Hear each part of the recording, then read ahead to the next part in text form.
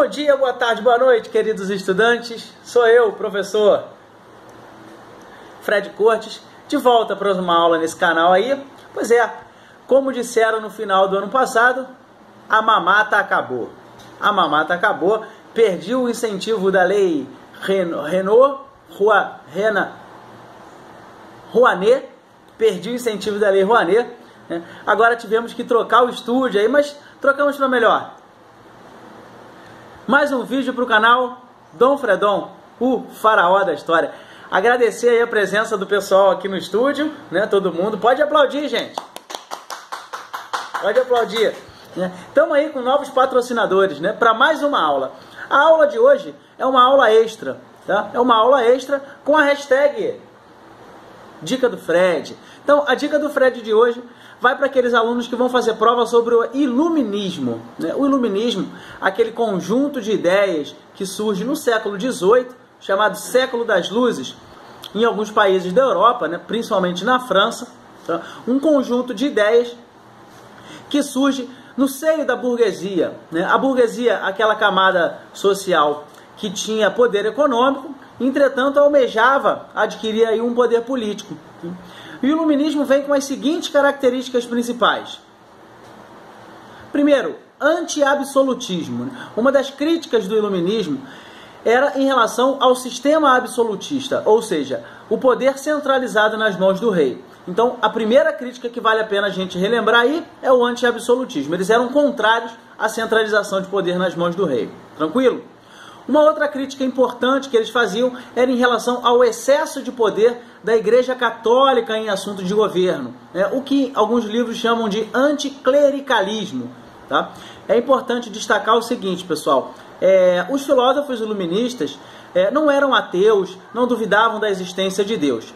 O que eles criticavam naquele momento, no século XVIII, era o excesso de intervenção da religião em assuntos políticos, mais precisamente o excesso da intervenção da Igreja Católica. Tranquilo, pessoal? Uma outra característica importante aí é o que a gente chama de antimercantilismo, né? O mercantilismo, aquela prática econômica adotada por esses países absolutistas na Europa, né? Passa a ser alvo de críticas também dos pensadores iluministas, destacando, é claro, o chamado liberalismo econômico do escocês Adam Smith. Adam Smith, tá, pessoal? Tá? Um outro ponto importante aí, uma outra característica importante do iluminismo é o que a gente costuma chamar de racionalismo e cientificismo. Tá? Há um grande incentivo ao desenvolvimento das ciências a partir do século XVIII, que na verdade já vinha acontecendo desde o chamado renascimento cultural, né, ou renascimento científico também, e que durante o iluminismo o avanço da ciência se mostrou extremamente importante. Tranquilo, pessoal? E para finalizar aí essa parte, esse hashtag Dica do Fred, vale lembrar o pensamento de Montesquieu, né? Barão de Montesquieu. O Montesquieu que criou o que a gente conhece como a teoria da divisão de poderes, né? Ou mais conhecida como a teoria dos três poderes. Segundo Montesquieu, o poder não pode estar concentrado nas mãos de uma só pessoa, porque essa pessoa ela tende a ser arbitrária, tende a fazer valer a sua vontade, né? Portanto, Montesquieu elabora o que a gente conhece como a teoria da divisão de poder.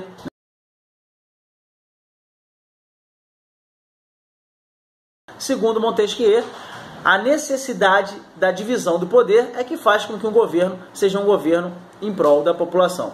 Tudo bem, pessoal? Um outro ponto importante aí também em relação a esse período é o que a gente conhece como a enciclopédia, né? Ou enciclopedismo, tá? Criado por dois pensadores, Diderot e D'Alembert, né? D'Alembert, francês, Diderot e D'Alembert, né?